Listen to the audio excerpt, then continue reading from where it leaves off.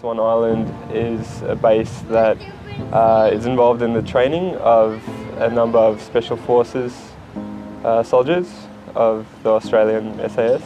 It's where some of our most secretive troops are actually trained and where we often train troops from overseas.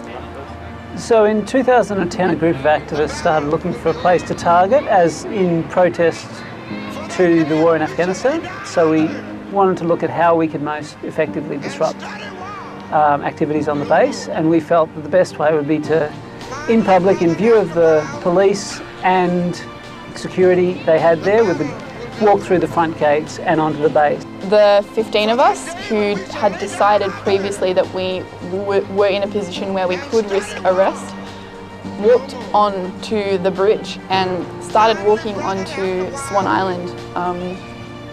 We were singing that whole time that we were walking over the bridge.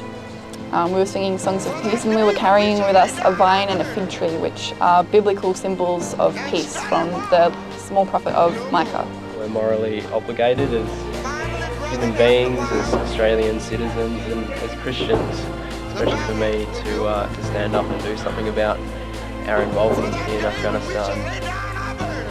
For me personally, I believe that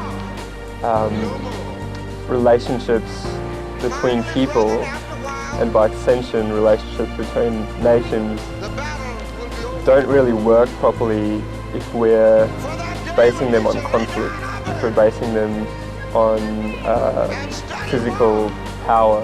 We live in a country where we don't actually have to fear torture or death if we physically put ourselves in the way of war, which is what we were doing at Swan Island when we were blockading the gate.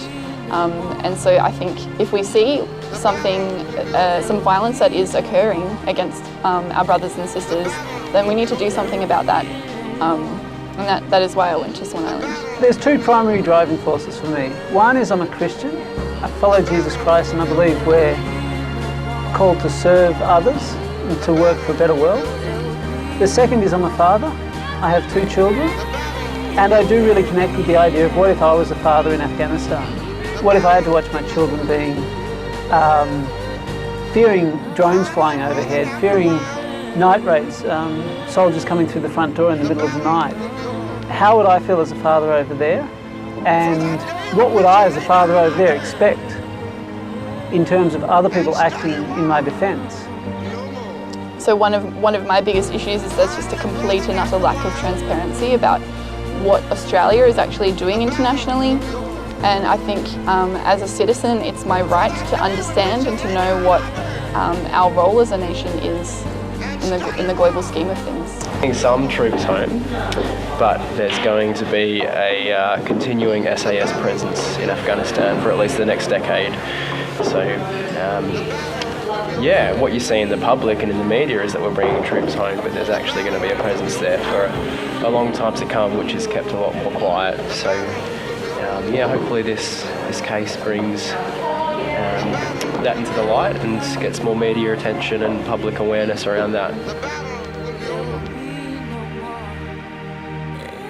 The battle will be over. The battle will be over.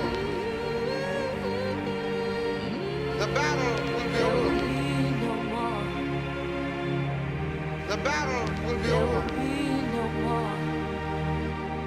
The battle will be over.